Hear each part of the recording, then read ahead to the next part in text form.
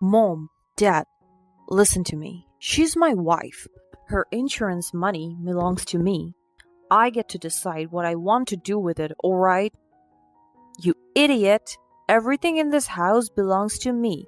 I paid for your wedding and your living expenses. Who the hell do you think you are? Lower your voice, dear. You're at the funeral house nevertheless. I don't give a damn. Listen, son, you're making a big mistake. If you want to invest, pour your money into the family business. Father, the way you think is simply outdated. I want to spend it my way. I want real estate, alright? End of discussion. I'm sorry. Are you talking about how you're going to spend Sally's insurance money at her funeral? Stay out of this, Holly. You're not even a family member. You're never around anyway. How could you say that? Your wife just passed away. Where the hell is her husband? Get her out of here, for God's sake. Holly dear, we're having a family discussion. Why don't you help us take care of the guests outside? You people are unbelievable. My name is Holly, and I'm in my 30s. I was born and raised in a middle-class family, so I worked hard to achieve my goals. I always had a passion for learning and decided to pursue a double degree in business management and social work. It was during my college years that I met my husband, Alex. Alex was charming, funny, and a great listener. We quickly hit it off and started dating. I remember how he always made me feel special and how he never bragged about how rich his family was. In fact, I didn't even know about it. It wasn't until we graduated and started planning our future together that Alex finally told me about his family's wealth. I was taken aback but decided not to let it affect our relationship. I loved Alex for who he was, not for his family's money. We got married a year after graduation and started our life together. Alex had always been clear that he didn't want to inherit his family's business. He wanted to make a name for himself and build his own legacy. I admired his determination and supported him every step of the way. After the wedding, my husband and I decided to move very far away from his family. Alex wanted to distance himself from the family business and focus on building his own career. We settled in a new city and started our new life together. We didn't see Alex's family very often, but we hung out with Alex's brother and sister-in-law Sally from time to time. Sally was a breath of fresh air. She was kind, genuine, and had a heart of gold. I really enjoyed spending time with her, and we quickly became good friends. Sally and I had a lot in common. We both loved to read, cook, and travel. We would often share recipes and travel tips with each other. I felt like I could talk to her about anything, and she was always there to listen. As we got to know each other better, I learned that Sally had a difficult childhood. Her parents had passed away when she was young, and she was raised by her grandparents. Despite the challenges she faced, she never lost her positive outlook on life. She was always smiling and radiated joy wherever she went. Unfortunately, I didn't get to be around Sally as much as I wanted to. On a day that I'd probably never forget, I received a call from my husband's brother with some devastating news. Sally had passed away in a terrible accident while the whole family was on vacation. I was completely shocked and devastated upon hearing about Sally's passing. It was too sudden. It felt like a nightmare that I couldn't wake up from. My husband and I immediately made plans to travel back to his hometown so that we could attend Sally's funeral. The journey felt long and somber, and I couldn't shake the feeling of emptiness in my heart. When we arrived, I expected to be met with tears and sadness from the entire family, because Sally must have touched the lives of so many people that her loss should be felt deeply by everyone. However, completely different from what I had expected, my husband's family was cold. It was as if Sally's passing had brought out the worst in them. They barely acknowledged our presence and seemed more concerned with the logistic aftermath of the accident than with supporting each other on Sally's memory. I felt like an outsider, even though I had known Sally and had grown close to her over the years. It was a painful realization that sometimes the people we expect to be there for us in times of need can let us down the most. Just when I thought things couldn't get any worse, I accidentally overheard a conversation between Sally's husband with his parents. As I walked past their private room, I couldn't help but notice the screaming coming out of it. They were so reckless they didn't even think of closing the door. Mom, Dad, listen to me. She's my wife. Her insurance money belongs to me. I get to decide what I want to do with it, alright? You idiot. Everything in this house belongs to me. I paid for your wedding and your living expenses. Who the hell do you think you are? Lower your voice, dear. You're at the funeral house nevertheless. I don't give a damn.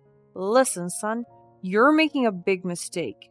If you want to invest, pour your money into the family business. Father, the way you think is simply outdated. I want to spend it my way. I want real estate, alright? End of discussion. I was completely in shock. I couldn't believe what I had heard with my own ears. I just couldn't wrap my head around the fact that Sally's family was more concerned about her insurance money than anything else. Filled with grief and anger, I pushed the door and walked in. I'm sorry, are you talking about how you are going to spend Sally's insurance money at her funeral? Stay out of this, Holly. You're not even a family member. You're never around anyway. How could you say that? Your wife just passed away. Where the hell is her husband? Get her out of here, for God's sake. Holly dear, we're having a family discussion. Why don't you help us take care of the guests outside? You people are unbelievable. I immediately walked out of there feeling sick to my stomach and couldn't believe that these were the same people who had been a part of Sally's life. When I told my husband what I had overheard, I was still filled with disbelief. I couldn't understand how Sally's family could be so callous and indifferent to her passing. It made me question whether or not her accident was actually an accident at all. The thought of foul play was unsettling, but I couldn't shake the feeling that something wasn't right. It was heartbreaking to see that her own family couldn't care less about the fact that they had lost her forever. Then, I thought about how Sally was an only child, and both her parents had passed away. So she had no family but me and my husband. I was sobbing when I told Alex about my feelings. He had to hug me for a very long time and promised to talk to his family to figure things out on her behalf.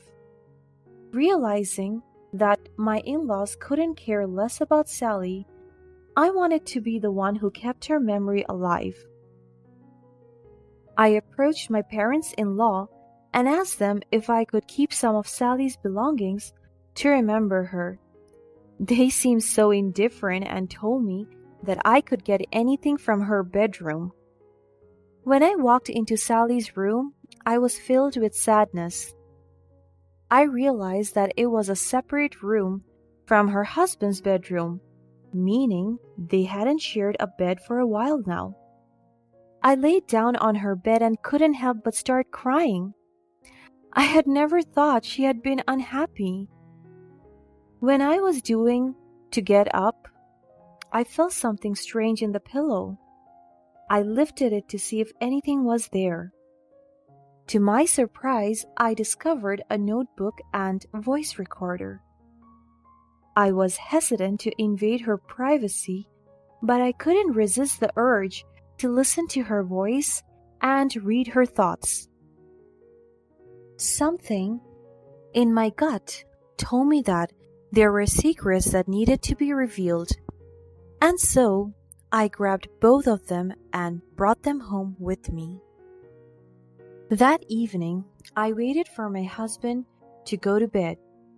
Before going to the living room to listen to her recording and go through what seemed to be her diary. I didn't know why I didn't want to share that with my husband. After all, it was his family Sally was dealing with.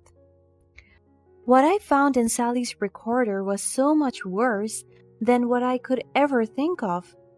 In there, she detailed all the secrets going on in the house, about how our parents-in-law had been avoiding taxes, taking advantage of poor people, and, worst of all, ripping off people's properties and leaving them to die in poverty.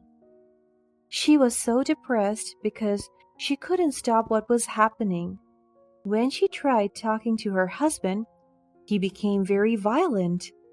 On some occasions, she had been hurt to the point that she passed out for a few hours. All this was recorded and hidden because she believed that someday she would find a way out of this mess. I realized that it was something that Sally had never shared with anyone, not even her closest friend or family members. Perhaps she had felt like she couldn't trust anyone, including me. It was a heartbreaking realization, and my heart ached for Sally.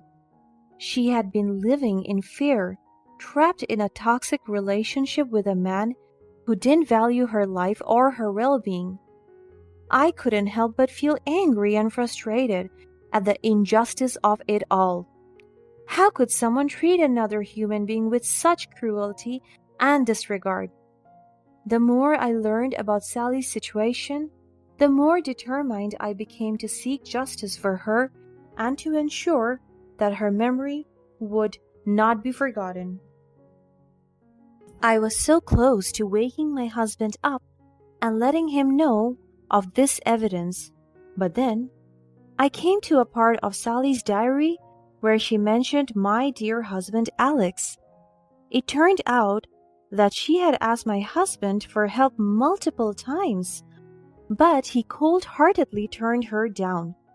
One time she had even driven all the way to our house and begged Alex to take her in, but all he did was leave her out in the cold. I must have been sleeping at that point, but that had made Sally feel like I, too, was on Alex's side. It was painful. I couldn't believe it. The man I fell in love with was actually not the kind, warm-hearted person I thought he was. I remembered all the time Alex had told me about how he didn't want to be in touch with his family too often. I thought it was because of how materialistic they were. It turned out that he just wanted to be out of trouble. He knew what was going on, and he turned a blind eye to it. I was completely devastated. But I knew what to do. I had to end this and bring justice back to Sally, even though it was already too late. I called the police immediately and turned in Sally's diary and voice recorder. I called my parents and asked them to stay at their place throughout the entirety of the investigation. I felt a sense of relief when I turned in Sally's diary and voice recorder to the police. But not long after, the guilt washed over me. I was reporting my husband and his whole family for very serious crimes. They were immediately brought to the police station, and I realized that my life would never be the same anymore. I had probably lost my husband, my best friend, and my life partner. It was painful. The police took the evidence seriously and launched an investigation into Sally's death.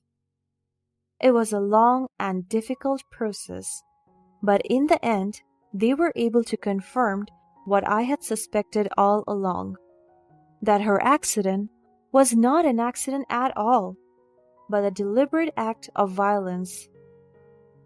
The police were able to find camera footage that supported Sally's claim, and they were able to build a case against her husband.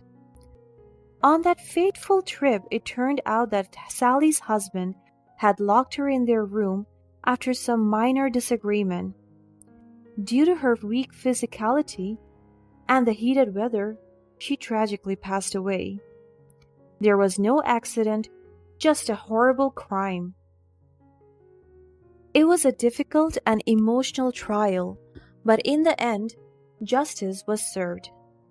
Sally's husband was found guilty of her murder and was sentenced to life in prison. My parents-in-law and my husband were all put into jail as accomplices. It was a bittersweet victory, but I felt a sense of closure knowing that Sally's memory had been vindicated. Her voice had been heard and her story had been told. I knew that she would have been proud of what I had accomplished in her name. Needless to say, I made the difficult decision to divorce my husband and start anew. It wasn't an easy process, but I knew that it was the right thing to do for myself and my future. In honor of Sally's memory and the lessons she had taught me, I decided to start a nonprofit organization that would help other women who were experiencing domestic violence and abuse. I named it the Sally Foundation, and it quickly gained recognition and support from people all over the world.